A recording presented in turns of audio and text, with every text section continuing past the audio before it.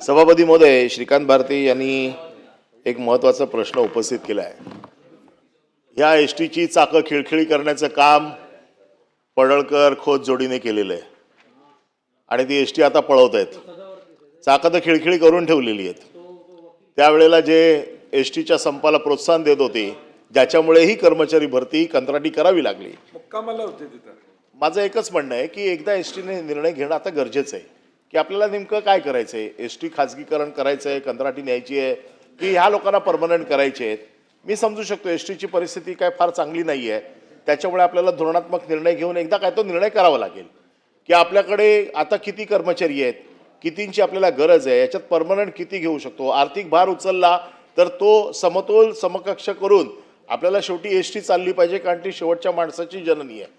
त्यामुळे ह्या सगळ्या गोष्टींचा एक आराखडा करून आपण त्याच्यावरती सरकार म्हणून एक व्यवस्थित विचार करून आपण योग्य ते धोरण तयार करावं की कंत्राटी कर्मचारी कायम कंत्राटी नका ठेवू, त्यांना पण एकदा कधीतरी वाटू देत की बाबा मी परमनंट होणार आहे, किंवा काहीतरी त्याचा एक तो सोक्षमोक्ष लावला पाहिजे। कारण कंत्राटी आपण त्यावेळेला परिस्थितीनुरूप घेतले होते, आजही ते कंत्राटी काम करतात, म्हणजे ते लोक परत कामावर आले।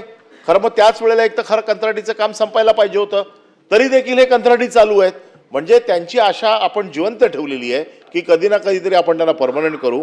याच्या बाबतीत शासनाचं स्पष्ट धोरण पाहिजे की बाबा हे एवढे लोक आहेत, यांना या टप्प्याने आम्ही परमनंट करू आणि त्यांना सेवेमध्ये त्यांना घेतलं जाईल, असं एखादं धोरण आपण येत्या अधिवेशनाच्या पुढच्या अधिवेशनाच्या अगोदर आपण असं धोरण तयार करून महाराष्ट्रातल्या एसटी कर्मचाऱ्यांना न्याय देणार का।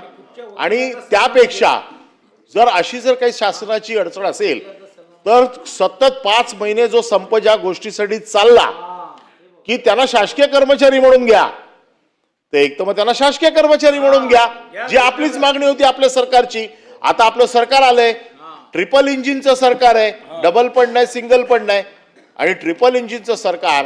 माझी अशी मागणी आहे की सर्व एसटी कर्मचाऱ्यांना आपण सरकारी सेवेत सामील करून घेणार का।